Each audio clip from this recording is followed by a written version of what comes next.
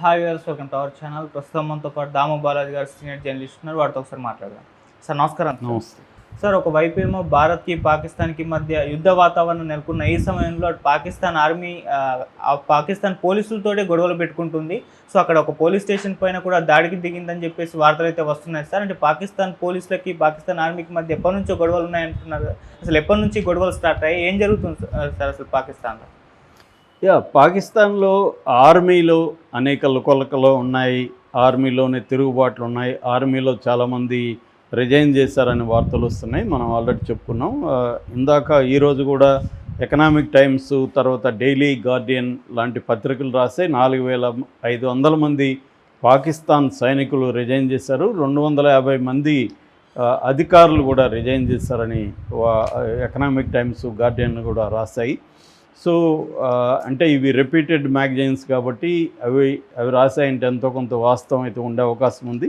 So అంటే మన Pakistan army chief general Syed Asim Munir, ఆయనకు వ్యతిరేకంగా ఆర్మీలోనే బలమైన వ్యతిరేకత ఉంది అనేది చాలామంది చెప్తున్న విషయం. ఆయన కూడా కొంతకాలంగా మిస్ అయ్యాడు, కనిపించట్లేదు బయట ఎక్కడ అనేది చెప్తున్నారు. ఆయన అండర్ గ్రౌండ్కి వెళ్ళిపోయారని.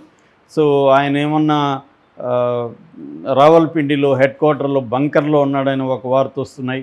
ఇంకొక వార్త ఏంటంటే ఆయన విదేశాలకు ఆల్రెడీ పారిపోయాడు, ముందుగానే తన ఫ్యామిలీస్ని పంపించేశారు చాలామంది అధికారులు, ఈయన కూడా పంపించేశాడు. సో ఈయన కూడా విదేశాలకు రెడీకి వెళ్ళిపోయాడు. ఎందుకంటే ఇండియా అటాక్ చేస్తే ఆయన్నే టార్గెట్ చేసే అవకాశం ఉంది. ఇండియాలో మొత్తం మీడియా కానీ, మాజీ ఆర్మీ అధికారులు కానీ అందరూ కానీ చెప్తున్నది ఏమంటే అతి పెద్ద టెర్రరిస్ట్ ఎవరో కాదు, మునీరే టెర్రరిస్టు, నెంబర్ 1 టెర్రరిస్టు మునీర్ని మనం అటాక్ చేయాలి. ఎట్లయితే ఇస్మాయిల్ హనీని టెహ్రాన్లో ఇజ్రాయిల్ వాళ్ళు పోయి చంపారో, హమాస్ నాయకుడు, అట్లాగే మనం కూడా మునీర్ని అటాక్ చేసి చంపాలి అన్న ఒక యాంగిల్ కనిపిస్తుంది. అందుకని మోడీ కూడా ఇప్పటి వరకు కలలో కూడా ఊహించని విధంగా మా రియాక్షన్ ఉంటుందని మోడీ చెప్పడం వెనక కూడా ఇదే ఉందని చెప్తున్నారు. అందుకని మునీరు అజ్ఞాతంలోకి వెళ్ళిపోయాడని చెప్తున్నారు. సో ఈ నేపథ్యంలో ఇప్పుడు ఒక కొత్త వార్త వైరల్ అవుతుంది. ముఖ్యంగా ఒక వీడియో బయటకు వచ్చింది, 6 నిమిషాల వీడియో ఉంది. అది నేను కూడా చూశాను. ఆ వీడియోలో చూస్తే పాకిస్తాన్ ఆర్మీకి పాకిస్తాన్ పోలీసులకు మధ్య యుద్ధ వాతావరణం నెలకొంది. ఒక civil war kind of situation అక్కడ ఉన్నట్టుగా అర్థమవుతుంది. ఈ వీడియోలో ఏముంది అనుకున్నప్పుడు లక్కీ మార్వెట్ అనే ఒక పోలీస్ స్టేషన్, ఇది ఈ లక్కీ మార్వెట్ అనే ఒక ఏరియా, ఆ ఏరియాలో పస్తూన్ పోలీస్ బ్లాక్ అంటారు. ఇది పస్తూన్ పోలీస్ బ్లాక్ మీదకి ఒక ఆర్మీ కాన్వాయ్ వచ్చింది. కాన్వాయ్ వచ్చినప్పుడు పోలీసులు అలర్ట్ అయిపోయి చుట్టుపక్కల బిల్డింగుల మీదకి ఎక్కేసి గన్లు, AK-47 గన్స్ ఉన్నాయి వాళ్ళ దగ్గర, గన్స్ ఎయిమ్ చేస్తున్నారు. ఈ గన్స్ ఏం చేస్తూ ఉన్నారు, పోలీస్ స్టేషన్లోకి ఆర్మీ రానికుండా అక్కడ అడ్డుకున్నారు. అప్పుడు ఈ గన్ను పట్టుకున్న అతని దగ్గర నుంచే ఈ వీడియో తీశారు. గన్ను పట్టుకున్న అతను ఆర్మీతో గట్టిగా ఆర్గ్యూ చేస్తున్నాడు. అందులో ఏమంటున్నాడంటే, దిమాగ్ ఖరాబ్ క్యా, ఉదర్ కాశ్మీర్ బేజో, ఇదర్ క్యా కర్ రహే హో, ఆప్కే జనరల్ బీ ఆ జాయే, ఫిర్ బీ కుచ్ నహీ కరే సక్తే హో అనేది అతను వాయిస్లో వినిపిస్తుంది మనకి ప్రధానంగా. అంటే ఇక్కడేం చేస్తున్నాం, మీకు మైండ్ దొబ్బిందా, ఇక్కడేం చేస్తున్నారు, మీరు కాశ్మీర్కి పంపించండి మీ సైన్యాన్ని, మీ జనరల్ వచ్చినా కూడా ఇక్కడేం మీరు మమ్మల్ని ఏం చేయలేరు అని గట్టిగా ఆర్గ్యూ చేస్తున్నాడు. సో ఈ వీడియో ఇప్పుడు వైరల్ అవుతుంది. దీనికి సంబంధించిన న్యూస్ ఏంటంటే, వీళ్ళు కొంతమందిని పోలీసులు ఒక 3 సివిలియన్స్ని కిడ్నాప్ చేసి తీసుకొచ్చారని, దాంతో ఆర్మీ ఆ 3 సివిలియన్స్ని విడుదల చేయించుకోవడానికి వచ్చిందని, దానికి వీళ్ళు వ్యతిరేకిస్తున్నారనేది వార్త వచ్చింది. ఇట్లాంటిదే 2024లో కూడా బహవల్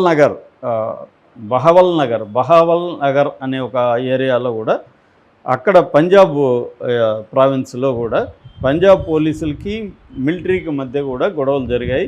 అప్పుడు కూడా అది అప్పుడైతే పోలీస్ చీఫ్ను కూడా మిలిటరీ వాళ్ళు కిడ్నాప్ చేశారని చెప్తున్నారు. దాని మీద ఎంక్వైరీ కూడా వేసింది, మిలిటరీ ఎంక్వైరీ. సో అప్పుడప్పుడు ఇలాంటివి జరుగుతున్నాయన్నమాట. ఇది ఇప్పుడే కాదు, గత 2-3 ఏళ్ళ నుంచి పాకిస్తాన్లో ఒక రకమైన civil war kind of situation అయితే ఉంది. దీనికి ప్రధాన కారణాలు 2-3 ఉన్నాయి. ఒకటేమో ఇమ్రాన్ ఖాన్ని అరెస్ట్ చేయడం. ఇమ్రాన్ ఖాన్ పాకిస్తాన్ టెహ్రీక్ ఈ ఇన్సాఫా పార్టీని స్థాపించాడు 96లో. అప్పటి నుంచి ఆయన ఉన్నాడు. దాని తర్వాత 2018 నుంచి 22 వరకు 4 ఏళ్ళు పరిపాలించాడు. దాని తర్వాత మిలిటరీకి ఈయనకి ముఖ్యంగా మునీర్కి ఇమ్రాన్ ఖాన్ మధ్య గొడవలు రావడంతో ఇమ్రాన్ ఖాన్ని అరెస్ట్ చేసి జైల్లో పెట్టారు. ప్రజెంట్ జైల్లో ఉన్నాడు ఇమ్రాన్ ఖాన్. సో ఇమ్రాన్ ఖాన్కి సంబంధించిన ఈ పార్టీ పీటీఐ అంటారు పార్టీని. పీటీఐ అనే పార్టీ పెద్ద ఎత్తున దేశంలో అల్లర్లకు కారణమవుతుంది. వీధుల్లోకి వచ్చి వాళ్ళు పెద్ద ఎత్తున కొంత వైలెంట్ నిరసనలు తెలియజేయడం జరుగుతుంది. దాన్ని అణచివేయడానికి మిలిటరీని దింపుతున్నారు. ఇందులో కొంతమంది పీటీఐ సానుభూతి పరులు పోలీసులు కూడా ఉన్నారు. సో పోలీసులు జనం వైపు నిలబడి మిలిటరీకి యాంటీగా నిలబడుతున్నారు. ఎందుకంటే వాళ్ళ దగ్గర కూడా ఆయుధాలు ఉన్నాయి. సో ఆ యాంగిల్లో పోలీసులకి మిలిటరీకి మధ్య గొడవలు అనేవి ఎప్పటి నుంచో జరుగుతున్నాయి. మొన్న ఇంకొక లెటర్ కూడా బయటపడింది, సీక్రెట్ లెటరు. ఐఎస్పిఆర్ అనే ఒక సంస్థ ఉంటుంది పాకిస్తాన్లో. ఐఎస్పిఆర్ అంటే ఇంటర్ సర్వీసెస్ పబ్లిక్ రిలేషన్స్. దాని DG major general Faisal Mohammad మాలి ఆయన 26న ఒక సీక్రెట్గా మిలిటరీ వాళ్ళకి లెటర్లు రాశాడు. ఆ లెటర్లో బయటకు వచ్చింది. ఆ లెటర్లో ఏముందంటే పాకిస్తాన్ ఆర్మీ అంతా కూడా లాయల్గా ఉండాలి, ఎటువంటి మనోబలాన్ని కోల్పోకండి, మనం ఖచ్చితంగా ఇండియాని ఎదుర్కొంటాము, మీరు రిజైన్స్ చేయకండి, ఇలాగా ఆయన లెటర్ రాసినాడు. ఆ లెటర్ కూడా బయటకు వచ్చింది. అంటే ఓవరాల్గా తీసుకుంటే పాకిస్తాన్లో మిలిటరీ చాలా బలహీనంగా ఉంది, ధైర్యంగా వాళ్ళు ఫైట్ చేసే పరిస్థితి కనిపించట్లేదు అనేది ఒక యాంగిల్ అయితే, ప్రజల్లో కూడా యుద్ధం అనేది అనవసరంగా మనం వాళ్ళ దేశంలో టెర్రరిస్ట్ యాక్టివిటీలు చేయాల్సిన అవసరం మనకేముంది, ఇండియా ఏమి కవ్వింపు చర్యలకు పాల్పడట్లేదు కదా, ఫ్రెండ్లీగానే ఉంది. మన దేశ సిటిజన్స్ అనేక మంది ఇండియాలోకి వెళ్ళి మెడికల్ ట్రీట్మెంట్ చేసుకున్నారు, చదువుకుంటున్నారు, ట్రావెల్ చేస్తున్నారు, వ్యాపారాలు చేస్తున్నారు.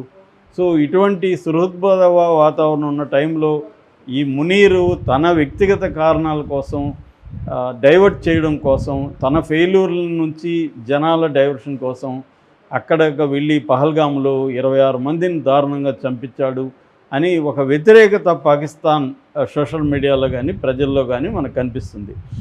సో దీని రిఫ్లెక్షన్ మిలిటరీలో కూడా అది పడుతుంది. మిలిటరీలో కూడా ఇక్కడ ఉద్యోగాలు చేయడం బదులు గల్ఫ్ కంట్రీస్కి వెళ్ళిపోదామని చాలామంది రిజైన్ చేసి గల్ఫ్ కంట్రీస్కి వెళ్ళిపోతున్నారు. ఇంత పెద్ద ఎత్తున 4500 మందో 5000 మందో రిజైన్ చేశారా లేదా అనేది అక్యురేట్గా ఎవరు చెప్పలేకపోతున్నారు. కానీ ఖచ్చితంగా మాత్రం రిజైన్లు చేసి వెళ్ళిపోతున్నారన్న వాస్తవం అయితే మనకు కనబడుతుంది. అంటే ఒక రకంగా ప్యానిక్ అండ్ కయాస్ అంటారు. కయాస్ అండ్ ప్యానిక్ అనేది పాకిస్తాన్లో కనిపిస్తుంది. అంటే గందరగోళం, అల్లకల్లోలం పాకిస్తాన్లో ఉన్నట్టుగా మనకు అర్థమవుతుంది. ఎందుకంటే ఒక పక్క సింధు జలాల నీటిని ఆపడం, ఆల్రెడీ జలం ఇది జరుగుతుంది, వరదలు వస్తున్నాయి.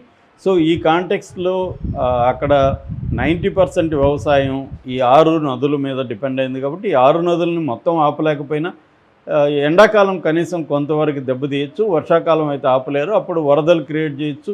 అట్లాగే మన ఇన్ఫర్మేషను, నదులకు సంబంధించిన ఇన్ఫర్మేషన్ మనం ఇచ్చిపుచ్చుకోవడం అనేది ఉన్నింది, ఇప్పుడు ఆపేస్తారు. వాళ్ళ ఇంజనీర్లు మన భూభాగం మీదకి అలో చేయరు. ఇలాంటి అనేక ఇబ్బందులు పెట్టచ్చు. దానివల్ల ఆల్రెడీ అక్కడ వాటర్ స్కార్సిటీ ఉంది, వాళ్ళ దేశంలో వ్యవసాయం సంక్షోభంలో ఉంది, మొత్తం దేశమే ఆర్థిక వ్యవస్థ సంక్షోభంలో ఉంది. ఈ క్రమంలో వాళ్ళ యుద్ధానికి సిద్ధంగా లేరు. యుద్ధం అంటే రోజుకి వేల కోట్లు, కనీసం 10,000 నుంచి 30,000 కోట్లు పర్ డే ఖర్చు పెట్టాల్సి ఉంటుంది. ఆల్రెడీ వాళ్ళు ఐఎంఎఫ్ మీద బతుకుతున్నారు, బెయిలౌట్ మీద బతుకుతున్నారు.